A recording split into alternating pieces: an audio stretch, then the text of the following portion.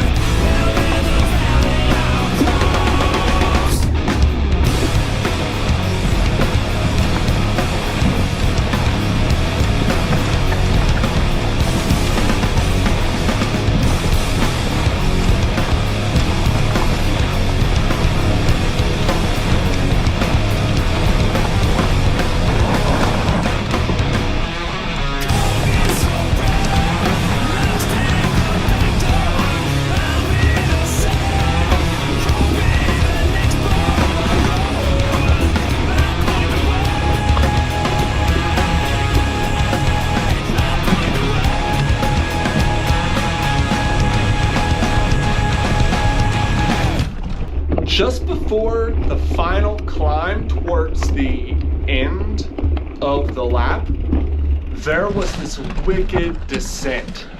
It was awesome. Like, it was really long. There were berms, there were drops, there were doubles that you could, you didn't have to hit them. It was a blast riding down that hill.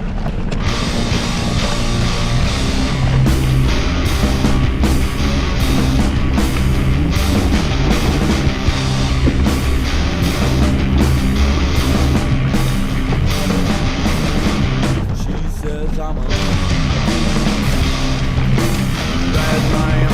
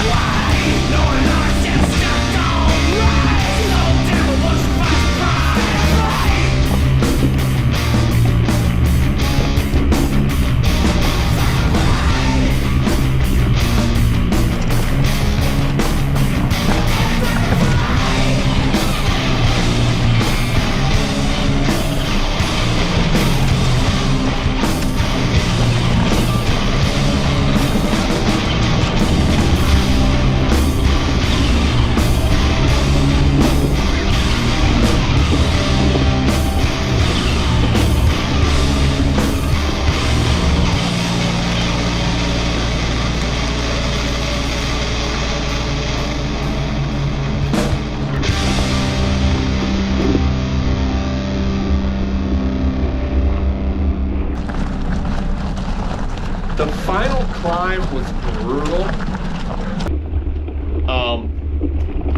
but it was necessary.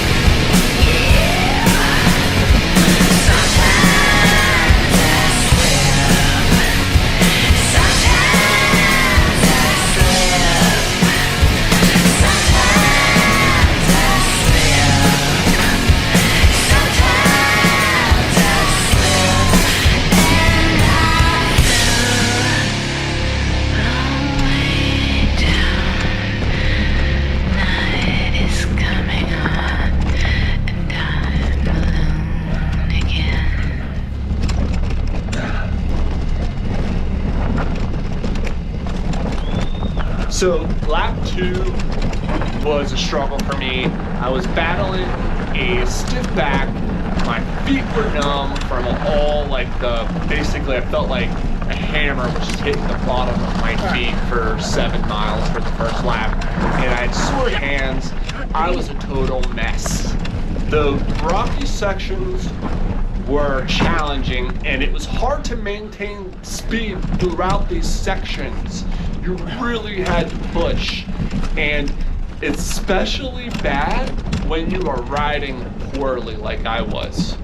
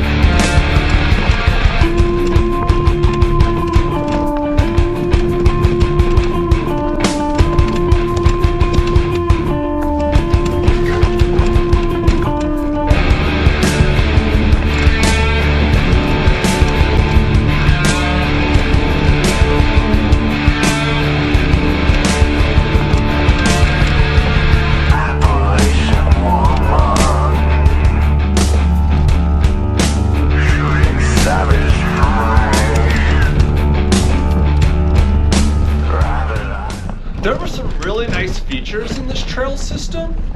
I really want to come and ride here sometime. It's amazing. I mean, it's like 2 hours from where I live, but it'd definitely be worth it. You could spend, a whole day, even 2 days there, getting different types of riding in. The single track after the final climb was really beautiful.